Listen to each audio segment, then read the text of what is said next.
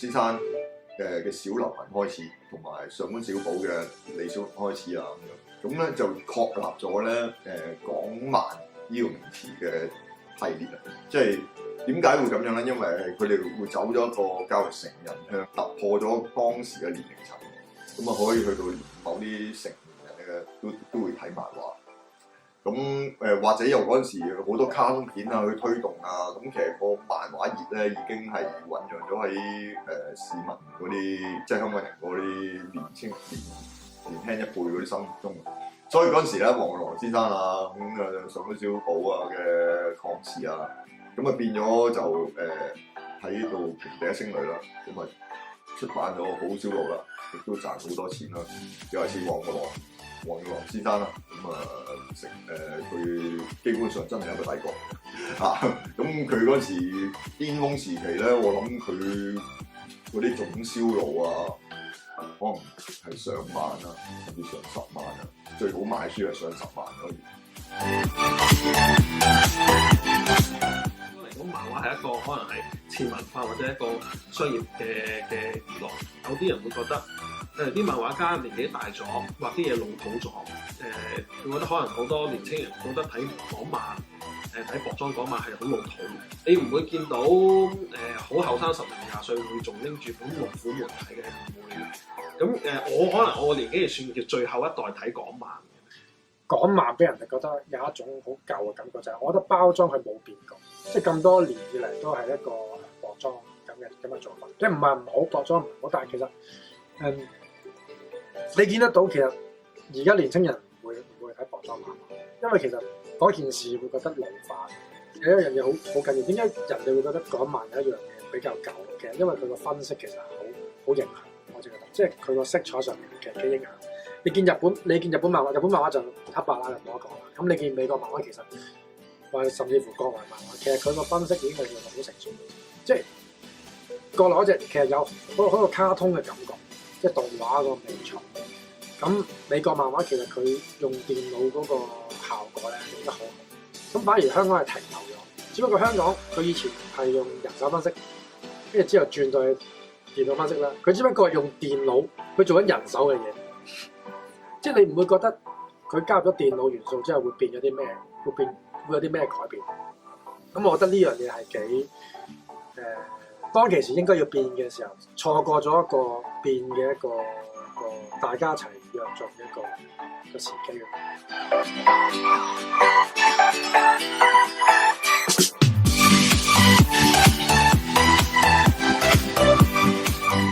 其實香港漫畫係好難入行嘅，因為第一就係已經出漫畫嘅公司已經少咗啦，咁同埋助理其實係人工係好啱嘅，咁如果你正常一個年輕人去生活咧，係生活唔到嘅。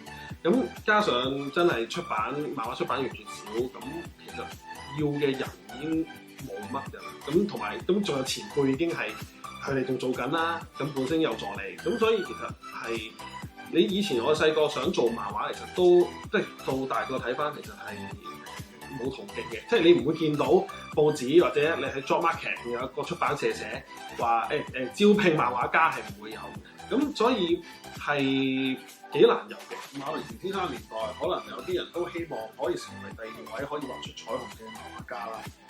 咁可能都會有啲抱負，覺得我可以都會出名或者可以發達嘅。咁依家可能係覺得畫漫畫係揾唔到食咯。同人哋講我係一個漫畫家，人哋都唔會覺得好羨慕，我相信係，即係覺得咁辛苦啊咁樣即係會有呢啲咯。咁所以漫畫家即係冇光環嘅，即係你唔同嗰啲律師、醫生嗰啲，你好有光環出到嚟。咁但係漫畫家冇。我覺得普遍香港父母都唔會特別支持自己仔女去投呢個行業，因為最簡單就係呢個行業個前景好明朗。我哋嘅父母其實某程度上有好多固有觀念，就係從教育開始灌輸咗俾佢，從小開始接收嘅信息或者教育吸收翻嚟，我哋會知道邊一條路徑係發展裏邊係最安穩、最容易發展。只要仔女唔係做呢個方面嘅方法，佢開始已經會擔憂，因為佢冇辦法想像一條路點樣可以通到一個咁美好嘅將來。因為如果你一個新人嚟講，你又冇明星，又冇話底，你最慘就係而家啲新人出到嚟社會從事一啲創作嘅工作啦。其實我哋好多時都覺得佢哋仲係扮一張呢度先係大眾。係啊，咁因為你而家個環境已經啲人請一個新人咧，佢已經唔會再花時間，因為佢都冇時間去再培訓你，佢都期望你即刻做到咁樣。咁而家啲僱主都係要咁樣噶啦，如果唔係淨係呢行啦。咁啊變咗咧，係對於新人嘅苛刻，但係冇計，呢個係實際係咁樣。如果對新人嚟講，你要入行做助理，其實佢最想喺助理裏邊獲得嘅嘢就係佢缺乏嘅嘢。因為某程度上，而家個問題就係香港嘅漫畫家或者係佢哋相關嘅，佢想徵收嘅助理，某程度上係成熟嘅助理，佢有足夠能力應付一個，因為佢嘅助理團隊唔會好大，佢冇足夠嘅空間去培育新人。但係有足夠空間培育新人嘅地方嘅時候，佢哋嘅環境亦都未必係最好，所以新人未必會考慮用做助理入行，好似師徒制咁樣。其實某程度上咁樣會比較容易去揾到新嘅人去加入，但係亦都要知道就係師徒制呢樣嘢唔好 keep 得太耐，因為對於佢嚟講，你箍得佢太耐，佢反而可能會疲乏。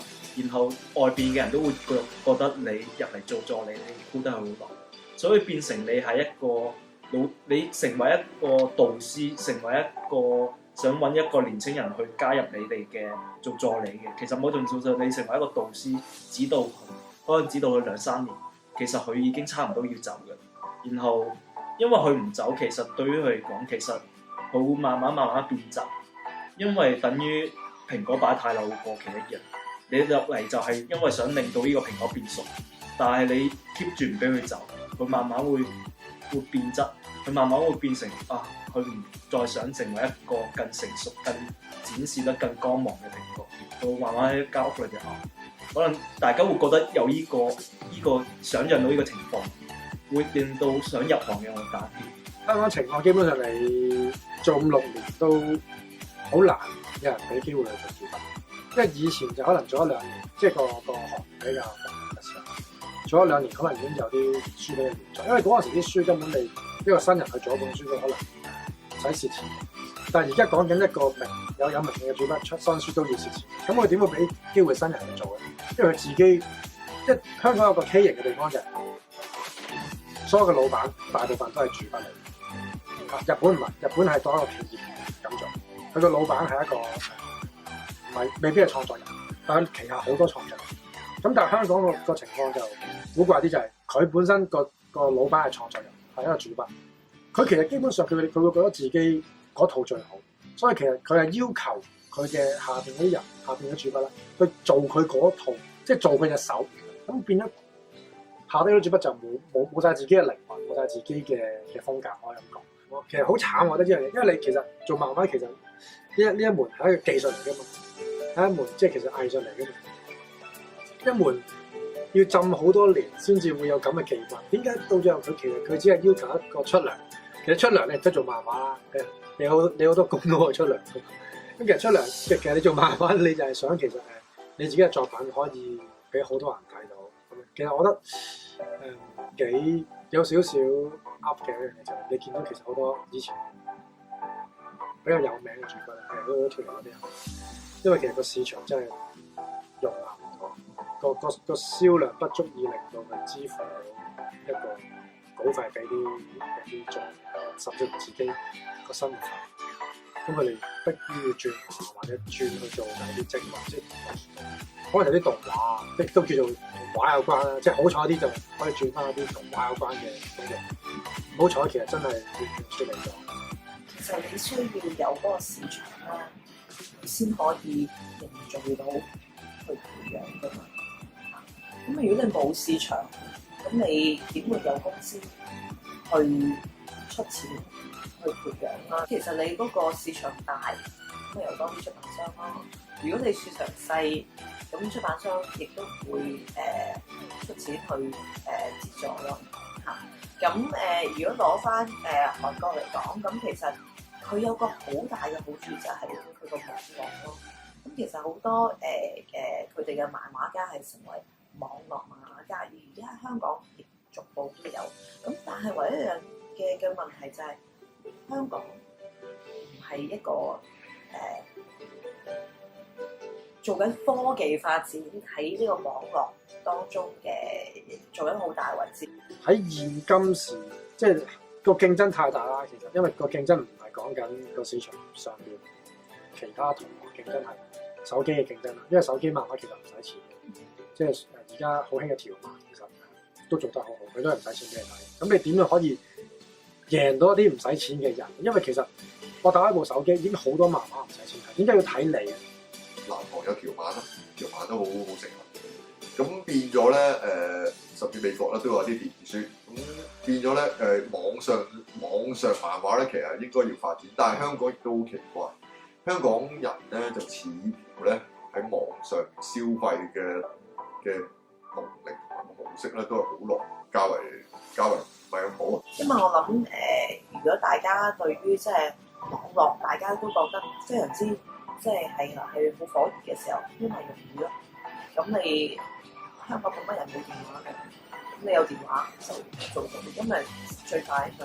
咁如果我覺得喺個網絡啦，有多啲咁樣嘅配套嘅時候咧，其實就已經係可以幫到香港嘅漫畫嘅暢銷會多咗咯。你如果係網上經營漫畫呢樣嘢，即係你喺網上可能社交平台可以發表你嘅作品，俾人免費去觀看咁樣，然後再從中可能揾翻你自己所屬嘅一個讀者層，然後佢哋會關注你嘅作品，會睇你嘅作品。其實某程度上，佢會比較容易去發掘你自己所屬嘅讀者層。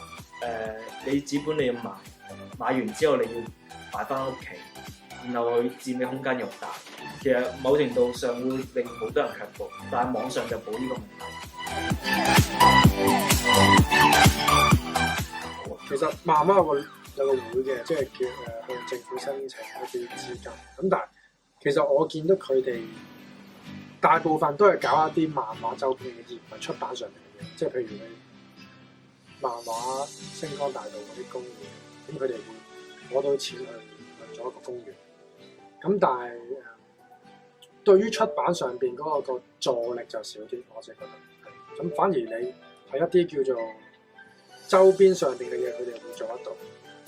但實際培養新人呢一點其實又冇乜。就算你立一啲咁嘅標像，其實都唔平。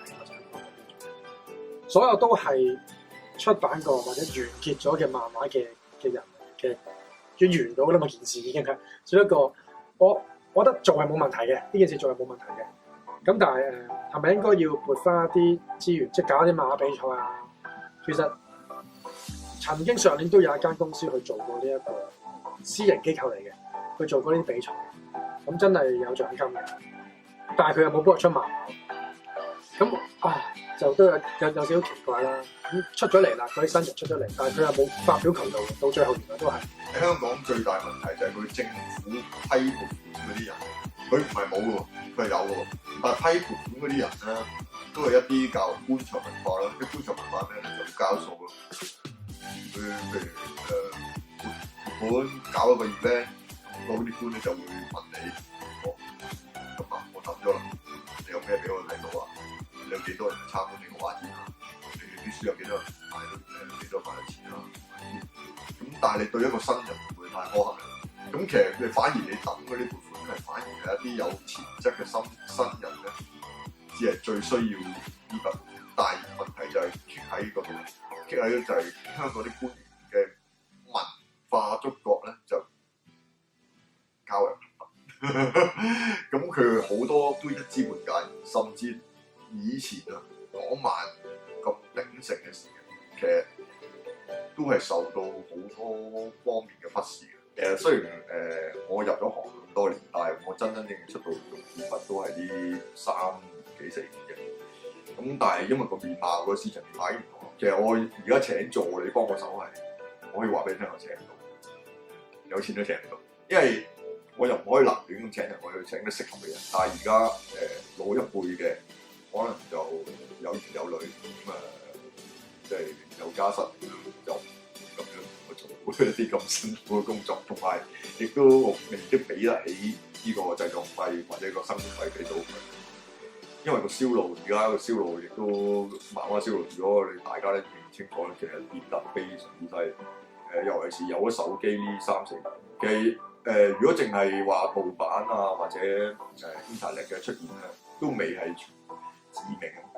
最致命係手機。咁一有手機就個就已經隨時隨地都可以睇到啲資訊啊，或者網上漫畫啊，甚至其他資訊咧都同你競爭緊。咁變咗而家我哋畫啲平面嘅漫畫咧，個競爭力就低咗好多。其實而家入行，我覺得冇話入行㗎啦，而家已經。而家反而係你有能力，你可以擺到上 Facebook 有樣。其實我諗以前幾年由 Facebook 開始嘅時候咧，有啲漫畫家都係咁樣嘅。但係亦都變成其實唔可以講網上做網上發表作品，然後就一定會成功。呢個就係一個，因為其實網上漫畫其實就係完全係另一個行業。然後同主流媒體其實主流嘅漫畫形態同雜誌嘅漫畫形態其實可以當兩件事。因為如果依賴雜誌呢個平台發表嘅作品，我哋所有作品嘅形態、寫作方式都係為雜誌而服務。如果你用網絡嚟講，其實個心態要轉變，就係你要為網絡而服務。要明白呢樣嘢嘅時候，你先可以更快、更容易掌握到你要點樣創作網絡漫畫，然後讓人哋去關注、容易去睇。因為呢個就係其實而家，因為而家太多人去做呢樣嘢，但係亦都有好多人會用咗紙本漫畫、雜誌形式嘅漫畫嘅一種創作形態擺翻落去網上漫畫呢個形態嗰度，完全照得咁樣去創作。其實去到網絡漫畫已經係一個全新嘅改變。如果你用傳統漫畫方式去創作網絡漫畫，其實係好容易創作一啲唔好睇嘅漫畫出嚟。呢個就係網絡漫畫難處。你要掌握到網絡漫畫點樣去經營同點樣去掌控嘅時候，其實你會先可以做到喺網絡漫畫裏邊獲得人氣，然後再喺主流媒體出版。